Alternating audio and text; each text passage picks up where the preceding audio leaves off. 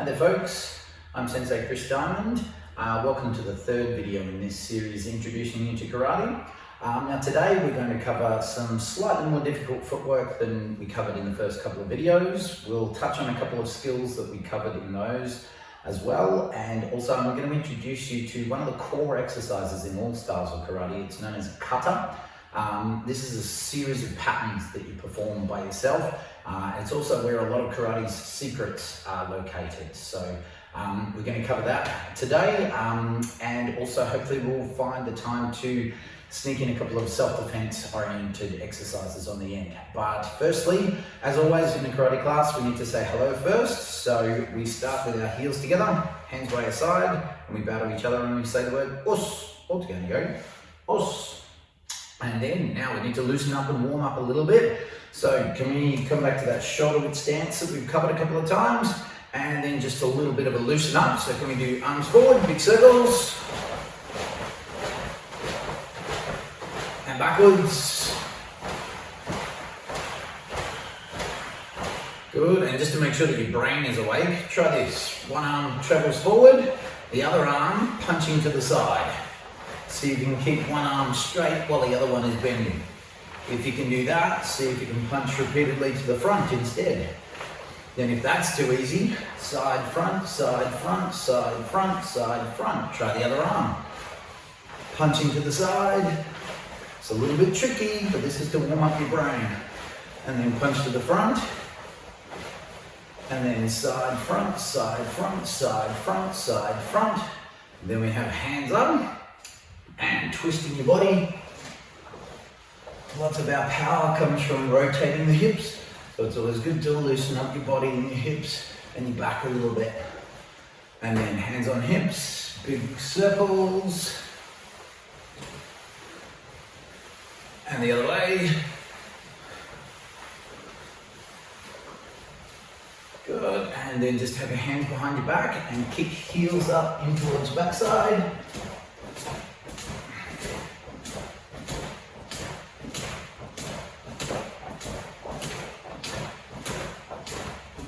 Then, now, ordinarily karate would be practiced and trained with bare feet. So some of you might be completing this video with bare feet, like me. You might be wearing shoes as well. That's fine. Try this next exercise. If you are not wearing shoes like me, try and be on a fairly soft surface to try this, but we want to loosen up our toes and ankles a little bit.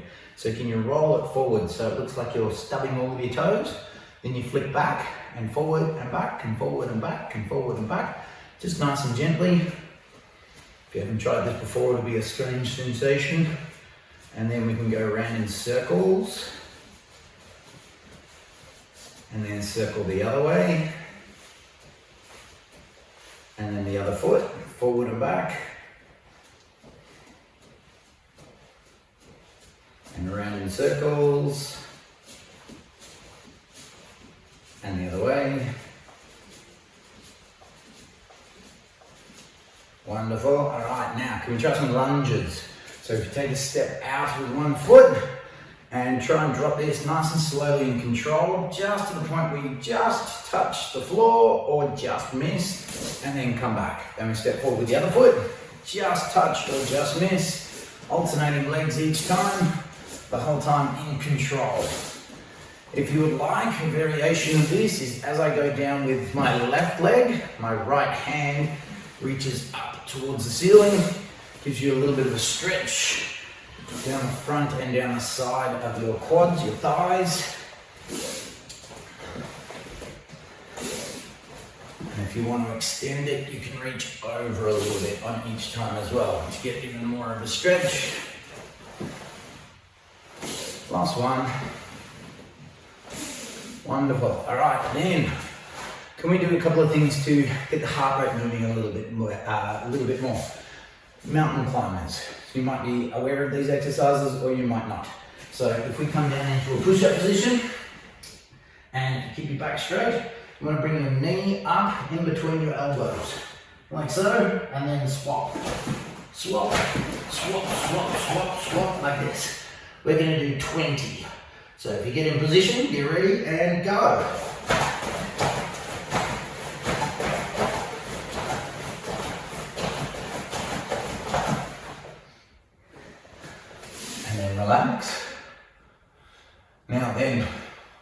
push-ups as well. I'm assuming most of you are aware of how to do a push-up. If not, hands underneath your shoulders, backs and legs straight. You can do this with your arms slightly wider. We will tend to do this generally with the hands directly under the shoulders. So then when you come down, if you note the position of my elbows, right down next to my body, this is going to work your triceps at the back of your arms a little bit more. They're really important in karate because your triceps straighten your arm. So we have lots of techniques in karate that involve straightening your arms. So we want to make sure that we warm up and strengthen those. So if you can do it here with your elbows in, that's good. If you need to go a little bit wider, that's also fine. Okay, let's try 10 push-ups. Off you go.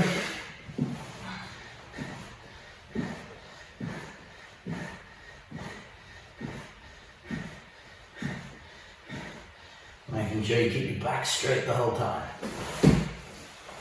And up we go. Then the last thing, just to loosen up a little bit more, we are going to be moving our legs a bit. So can we do a couple of leg raises and crescent kicks? So if we start with one foot in front, have hands up, back leg, we're going to swing straight up, but then straight away, if you copy this, I'm going to draw a big circle with my foot. You go across your body and around in a big circle. Then I want to circle the other way, out to the side and around like that. So we do all three. We do to the front, across your body first, out to the side first. Try it one more time, to the front, across your body first, out to the side first. Then we swap legs, and we'll try 3 on this side. So to the front first, across your body, out to the side. And again, forward, across your body, out to the side. And one more time, forward, across your body, out to the side. And relax. Now those crescent kicks, big circles, they look really fancy and they're great for your movie career, but they're not very effective kicks at all. They're very easy to see coming. So I wouldn't advise using those as an actual kick, just as a warm-up exercise is good. All right, then now, can we please go through a little bit of stepping? Now the footwork in karate is one of the most important things. Now, sometimes it's not the most scintillatingly fun section of the curriculum with karate, but if you understand why you're doing it, it makes it a lot more interesting as well. So the first one we're going to go through is probably technique-wise, it's probably the hardest one to grasp and to master. It's called Shikodachi or short stance. A lot of the styles will call this 3-point stance as well. So your feet, if this is my back foot, it's going to be pointing straight forward. My front foot is going to step in this semicircle, very small step forward, and then I kick my heel out. So you get this kind of triangle arrangement between your feet. So if we try it with our legs, this foot, I've got to come down, step in and out in a semicircle, only a very small step forward, heel goes out, and then the last thing, try and grip. So if you come along, and it is, and really important into your backside, if you do that and you've tensed, ideally your stomach as well, this will give you a good solid grounding. Now, there's a few reasons why we do this. To step forward, we straighten, so this is pointing forward, in and out, heel goes out, and grip. Now, this triangle, a triangle is a really strong shape. So we're trying to create that triangle shape and drop our weight down and then tense. Okay, if you look at a lot of buildings, they will often have triangles as a supporting structure. A lot of the time the beams across, they're all arranged in triangles or roofs and things like this. Triangle is a very strong shape. So we're trying to use that shape. Now, when you step forward, like I said, it's a very small step. If I do it side on, you can see here, the toes of my back foot are in line with the heel of my front foot. It gives you an indication of how big it is. It's only very small. So then I straighten, step, heel goes out, and grip.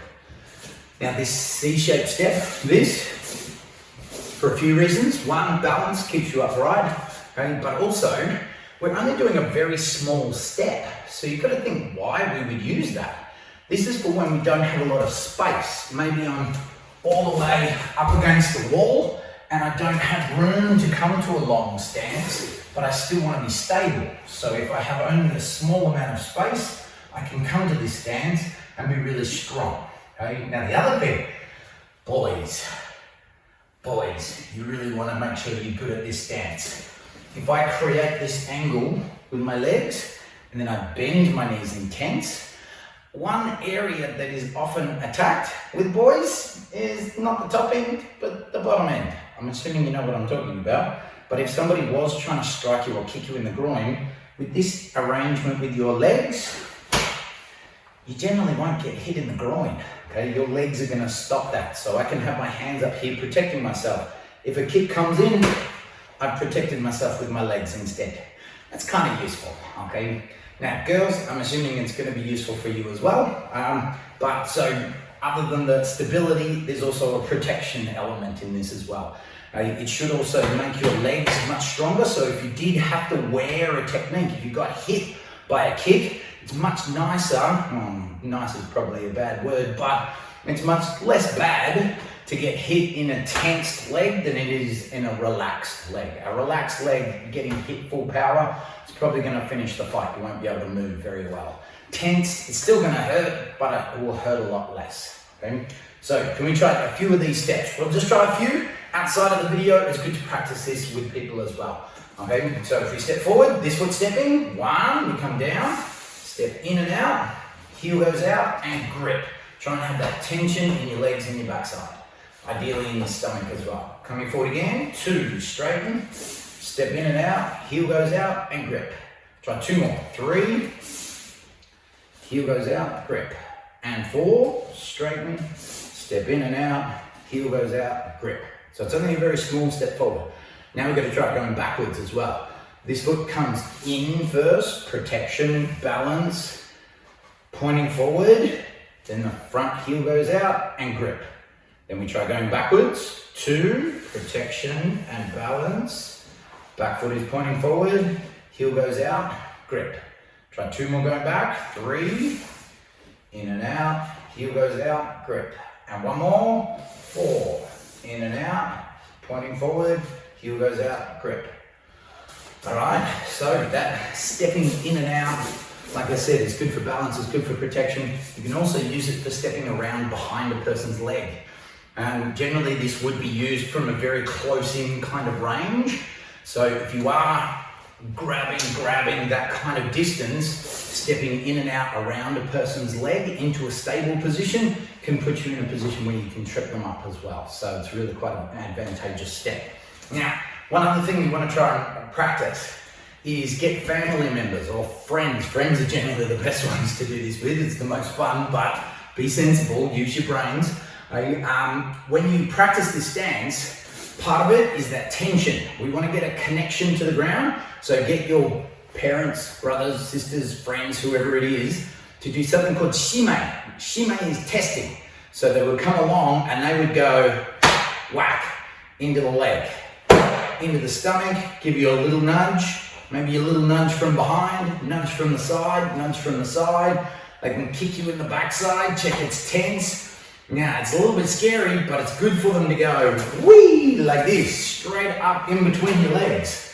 And if you've got your knees bent and the angle correct and you've got some tension, your legs will stop it. If you don't have those things, your legs won't stop it. That'll be a little bit uncomfortable.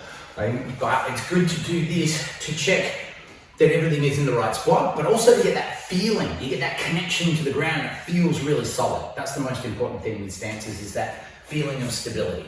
Now, so that's our first one. Second one, we try a big step. So you need a little bit more space for this. We're going to do 2 steps forward and 2 steps back. This one's deep lunging stance. It's a much bigger step. This one, I come down again. Again, I step in and out, but a much bigger step forward. My front knee is bent, my back leg is locked, and my hips facing to the front. You want to also have both feet flat on the floor. If you can see my back foot, pointing on about a 45-degree angle, so you don't want it pointing to the side. See what happens to my hip? Okay? And I don't want it pointing directly to the front. That's not very stable and it's too much hard work for my calf. 45 degrees, I can get my hip forward and it's stable and it's strong and it's comfortable enough. Now to come forwards, we step into the middle, out to the edge, front knee bent, back leg locked, hips to the front, foot 45. Okay, try one more coming forward, 2, in and out, front knee bent, back leg locked, hips forward. Try going backwards, 1, into the middle, out to the edge, all of those same things, bent, locked, hips to the front, feet flat, and 2. Now, it's a good idea to practice these a little bit faster as well. It's also a really good idea to practice this with your friend or your parents, doing that, testing, checking that it's stable in lots of directions. So try coming forward a little bit faster this time. Ready? 1, and 2. Check off all those things. Bent, straight, hips forward, feet flat. Going backwards, 1, and 2. And relax. Now this one's obviously for when we've got more space. You can use this for multiple different things as well. Obviously, if the person's trying to get me, I can step away and get into a stable position quite quickly. Also, if there's a gap, I see an opportunity, I have to do a technique to this person, I can travel a long way quickly, and then when I get there, I'm going to be stable. You can also use this for tripping people up. If I can borrow my inanimate friend over here.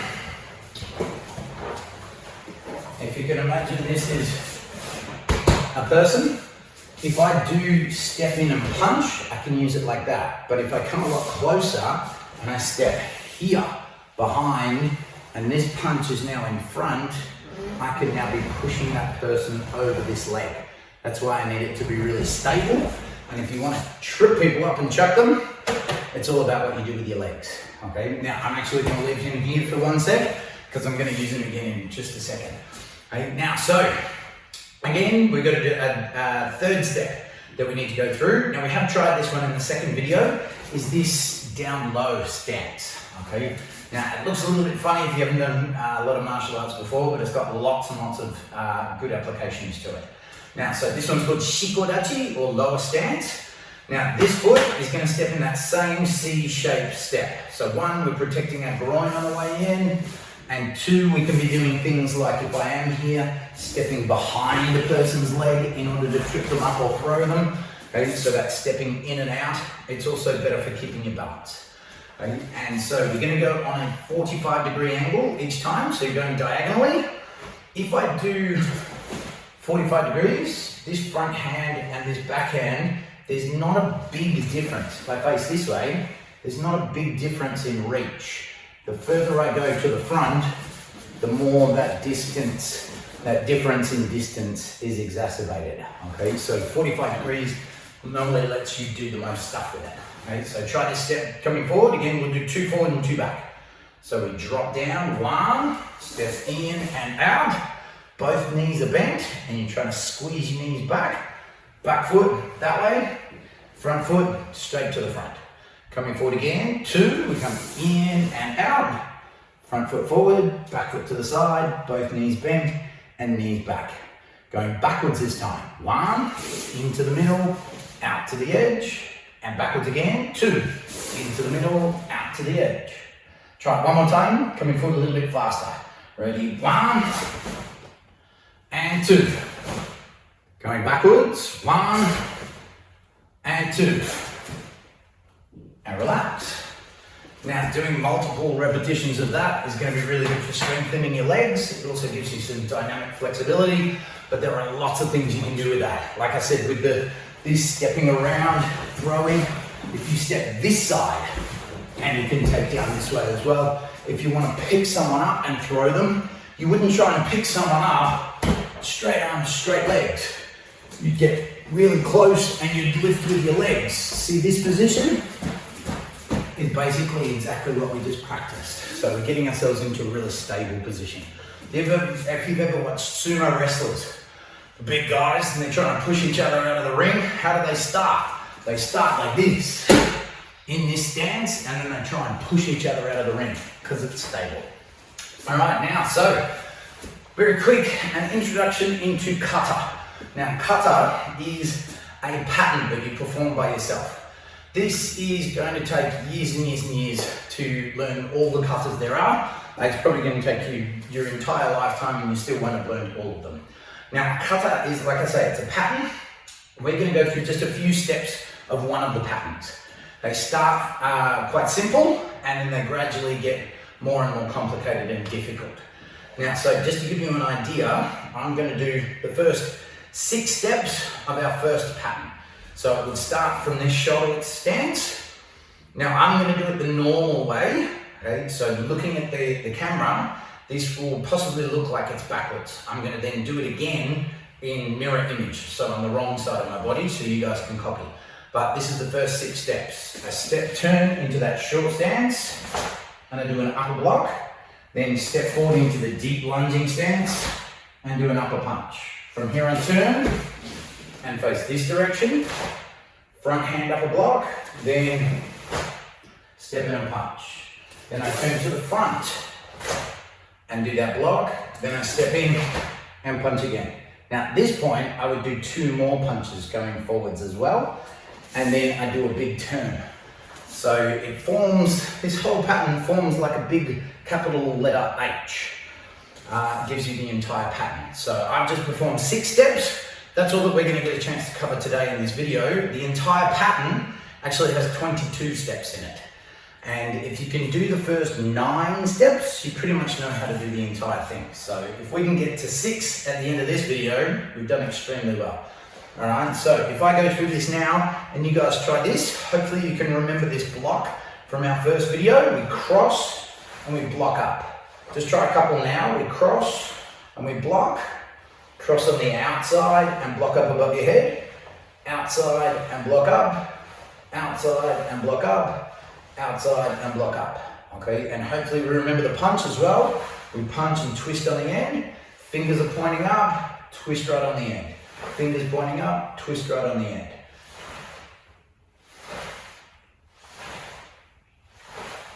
Okay, now we have to fit the stances that we just learned together with those techniques. So if I do now the mirror image, so we're all going to turn that way. So you guys want to move your right foot straight forward, then turn, so we're facing this way, and then you do a left hand block. Left foot is in front, so left hand does a block. From there we're going to step and punch. We take that big deep step, and then we do our punch. Now from here we've got to do our first turn. The front foot is going to step behind the other foot. And when I turn, it's still in front. I've still got that same foot in front, ideally in that short stance. Now, if your short stance isn't perfect at this stage, don't stress, but ideally we're going for that short stance. Now, tricky thing is this hand needs to do the next block because I've got my right foot in front, I need to block with my right hand. So cross and bring that right hand up to do the block. Then from here, I need to step and punch again. Step, big deep step, and punch. Now we're going to try one more turn. We just turned 180 degrees. This time we're going to turn 90 degrees. So front foot comes straight back, and then when you turn, you're going to be facing the front with your left foot in front. And again, we have that same problem. This hand has to block, so we cross and we block. Then from here, we're going to take a step and punch. Again, all of those things, knee bent, leg locked, feet flat, hips forward. Okay? And then we come back to the start. So that's our 6 steps. Now, rather than going over that multiple times, in this video now, it's probably a good idea if you can rewind, go over it again, rewind, go over it again, rewind, go over it again. Okay? You can go over it as many times as possible. And everybody has a day when the pattern just goes clunk in their brain and they go, oh, I get it now. It's always a little bit confusing to start off with, but just repetitions, it will start to make sense. Often it will help watching a video like this to jog your memory of where your feet need to be and where your arms need to be. But generally, just try it a whole bunch of times and it will start to lock down into your brain. Now, if you can remember just a couple of rules. 1, I always use my front hand. Left foot in front, left hand up. Right foot in front, right hand out. Okay, so for every single time. The other thing is the foot that moves ends up in front. Now, the first step is an exception to that. The first step, I move my right foot and I turn and I've got my left foot in front. So after that step, every time I move this foot, it's in front. I move this foot, it's in front. I move this foot, it's in front. I move this foot, it's in front. I move this foot, it's in front. So that gives you a little bit, something just to remember to go, oh, which one is it? Because often it gets a little bit confusing about which foot is in front. Okay, now, so that's just giving you a tiny little snippet of that first routine. Like I said, as you go up the levels, it gets a little bit more difficult. So ordinarily the next kata, the second kata, once you've mastered the pattern of that first one, the second kata is almost identical. It's almost exactly the same. You do exactly the same thing with your feet, you face the same directions, but instead of doing this block, you would do a middle block instead, this technique. And instead of doing step forward and upper punch, you would do a midsection punch instead. So everything goes from being upper to then being middle. The third kata that we would practice, everything goes to lower. So you would do a lower block and a lower punch, but you also do that in this lower stance as well. So it's a little bit different. As you get to the more advanced levels, then a lot of the routines will get quite fancy. You'll do moves like this, and this. It gets a little bit more complicated. And that's only a tiny little snippet of that kata. Often what you do is when you learn a kata, you often have to learn a few new techniques or moves. And so what we're trying to do is match up the kata with something called bunkai. So if you do kata, that's a solo exercise that you perform by yourself. You're gonna fitter, stronger, healthier, all of these good benefits that we've spoken about in the other videos that you get from karate. It's a good physical workout. It's going to improve your balance and your maneuvering and your coordination because it's working your brain as well as your body. But in it is something called bunkai. Now, bunkai is a two-person exercise. Now, whilst we're doing everything by ourselves in isolation, or even if we get out of isolation and you continue training, a lot of the time you might be practicing by yourself at home. You have to think of another person being there, but you can often use your imagination. Now, to do bunkai, I'm going to use the techniques and the movements in the kata on an actual person. So when I do something like this, step, turn, and block, I do it by myself, it's an exercise, that's fine. But if I think of a person standing in front of me, trying to punch me, I'm going to step out of the way, turn, and as I'm doing my block, this is me turning my body. So now the person's punch is going past me, and I'm looking at the person from the side. Often from here, I'll be quite close. So I might not use that step in and punch to punch them. I might do what I said before. If I'm facing this person and I block to the side, I'm probably going to step behind, punch across, and trip them up. If a person's tried to punch me, I've deflected and I've plonked them on the ground. It's generally not a too damaging kind of move. It's generally not going to be lethal. And if they're on the ground, that gives me a fantastic opportunity to run. Okay? Because always, whenever you're in a self-defense situation, your goal is to get out of there. Okay? It's not to win. You don't want to be standing there cheering over the corpse of your attacker.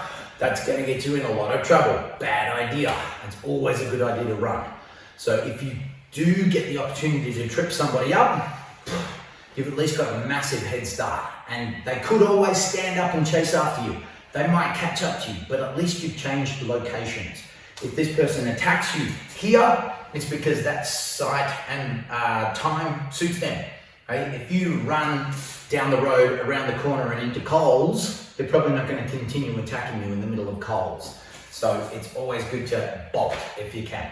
Okay? But in that pattern, there's a lot of different things that you can do. A lot of the time the turns are ways of applying arm bars. So I've got this here tied around my punching bag. This is one of my belts. And this is going to serve as a fake arm. If this is an arm here, and I've gone from this position, if I go to turn, and I bring this arm up, ready to do my block. If I do that maneuver and I turn boom, here, and I keep pushing as I turn, you can see what's going to happen to their arm. That becomes a way of controlling their arm or even breaking their arm. So these turns have applications as well. Okay? All the tiny little maneuvers, and sometimes it'll be a funny looking move in a kata and you go, oh, that's a bit strange. Okay? But all of the steps, they've been put there because they have a functional use as well. Okay, so kata is, I could probably talk about kata for 3 weeks on end. It's one of the main core exercises in karate, and it's where a lot of our applications, a lot of our secrets are hidden in those routines. But it takes a long time. It's also one of the main exercises you can do in competition. If you did continue with training in karate, there's normally 2 disciplines that you can compete in. There's the kumite, which is the sparring, so that's fighting with your opponent. Otherwise there's kata, where you would perform a routine like this and you'd do your routine and the judges would assess who's performed the routine the best. Okay. All right, then, now just really quickly before we finish, can we do, I'm just going to show you a couple of defenses that you can do against very common attacks. So it depends on your age. I'm an adult male, so I'm going to get attacked probably with A, B, and C. If you're a different age or a different gender or your body type is different or even your personality is different, you might get attacked with X, Y, and Z instead. Okay, so it depends. But for this, a common attack is to get grabbed on the wrist. So if somebody does grab you on the wrist, I'm going to give you 3 options to practice with the person, and they're all pretty simple. Okay, option number 1 is this. We want to circle your wrists, just your wrists. You want to circle in as big a circle as possible. Circle around, and then you circle the other way. Just circling like this. If a person does grab you on the wrist and you circle, just keep circling until they let go. They grab, circle the other way, keep circling until they let go. Okay, now sometimes you might find they're bigger and much stronger. If they grab on really tightly, you might be able to roll to here, but you might not be able to push the whole way. If that's the case, then at least with this roll, you've changed the mechanics of how they're grabbing you. So their grab won't be as strong as if you've, as it was at the start. So it's still good to do that twist. Then, if I go twist, I'm going to be able to push that arm away much more effectively. And it's good if you can go, because this is our second option, if you can do this twist, weaken their grip, even if it hasn't worked. This one is going to push on their arm to try and break the grip. The other hand, the one that's being grabbed, come back. Hit yourself in the shoulder or the chest. So you do circle, push and pull. You can try it on the other side. Circle, push and pull. Okay, is generally quite effective. Now, everybody always asks, what if they grab 2 hands on the one hand? Okay, if they grab 2 hands at the same time, they're normally either going to knee or headbutt. They're not going to punch you, they've used both their hands. Okay, so a lot of the time, this is going to be one of your better options, or do one side and try and move to the side. So often changing angles, that footwork, putting yourself into a better position is going to be more effective for you. Even if there is that strength imbalance, then you definitely have to change the angles. Because if you stay at that same angle and it's strength versus strength and they're stronger than you, it's not going to work. So I have to change that position. So often when we do this turn, moving your body is going to work much better as well. Then you can try that push. Okay. And the third option you can try is just like answering the phone. If a person grabs you on the wrist, first thing you need to do is get your elbow in. That makes it strong. Elbow out, using different muscles, not very strong. Elbow in, using different muscles, especially these lats, the latissimus dorsi, really strong ones that stabilize your shoulder joint. Then from here, just bring it straight up like you're answering the phone. Okay, if they grab this wrist, elbow in, answer the phone. Elbow in, answer the phone. Even if they grab both hands, elbows in, answer the phone. Okay, straight up like that. Now, again, if they are really strong, as you're going up, the other hand can be pushing down.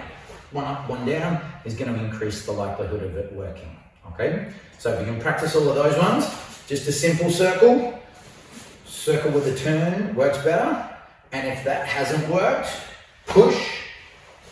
Otherwise, when they grab, answer the phone, or push down as you answer the phone. If you can try those out a few times with your partner, and start with them grabbing gently so you can get used to the technique. Okay, if they're grabbing full strength, you don't really get used to how it feels first. So grab gently first, get used to the technique. As it starts to become easier, get them to grab harder and harder and harder and see if it still works. Now, one other thing that I wanted to show you was if a person grabs from the front with a choke, okay, this is a really aggressive and quite dangerous technique that you might encounter. It's a very easy way of getting rid of it. Okay, so when you practice this with a person, it's good if you can get the person to do the choke. Now, most people would do this. I'll come up a little bit closer and you can see my hands. Most people would do a choke like this, and they'd have thumbs next to each other and they would squeeze and push, okay? Some people know the sneaky way. The sneaky way is to make a butterfly like this, and you put your the person's windpipe in there, and so you're squeezing and squeezing. That's the nastier version, okay? Now, if you can practice with the nasty version and it still works, that's the best option, okay? Obviously, go gently, go slowly. You need to have a signal that if you're trying this with the person, you try the technique and it doesn't work, and you're going, whoa, this hurts too much. Generally, what we would do at karate is tap, okay? If you can tap the other person, tap here, even just say tap, tap, tap. If you've got a signal, look, it hurts too much, then the person stops grabbing, right? Hopefully the technique works and you don't need that, but you need to have that backup just in case, okay? So if the person does do this choke, very simple. Pretend you're holding a phone to your shoulder, but you can't use your hands. Like this, okay? And then turn, home. That's it. Person grabs, hoik shoulder up, turn, shoulder, turn, shoulder, turn. Try and avoid turning too far because now I've got my back exposed and I've just broken the grip. They're probably going to be a little bit annoyed. Okay? I don't want to give them a free shot at my back. So shoulder, twist, warm, and then I'll be looking hands up and creating some distance. Okay, but shoulder up, twist. And again, try this gently, slightly stronger. Okay, you can even try the normal version first and then graduate to the sneaky version as well. But that one is a really good one to practice, even just for the familiarization of that situation. If somebody does attack you for real and chokes you, it's going to be a very stressful exercise. If you've already practiced this multiple times, it will still be stressful, but it will be a lot less stressful because it will be slightly more familiar. And you'll go, oh goodness, oh, I know what to do. Boom, rather than just, and freaking out. Okay, so this is why it's good to practice these sorts of situations, but always keep it safe, be sensitive. Okay, now that's all the time we have for this video today. Just a reminder that we did the footwork. There was this short step to practice this. There was the long step, deep lunging stance, and then there was the low step. Those three to practice. We practiced that kata. 1, 2, 3, 4, 5, and 6. Good to practice those. If you can, I touched on it really quickly, this block. Okay, if you can practice those, that would be wonderful, but we didn't really go through those all that much. But also the wrist grabs. So there was the circle with a turn, circle, push and pull, and also the answer the phone. You can also do the other hand helping with that. And also the choke, shoulder up and twist. Okay, so just a quick reminder to be sensible with all of this, sensible when you're training, and sensible with what you do with it once we leave training as well. Make sure you use it for the right reasons, it'll stay being a good thing in your life. Use it for the wrong reasons, it becomes a bad thing in your life. But otherwise, I hope you've enjoyed this video, and I look forward to seeing you in the 4th video. We need to say bye-bye, so we bow to each other and we say us. Obrigado. Os. Thank you very much.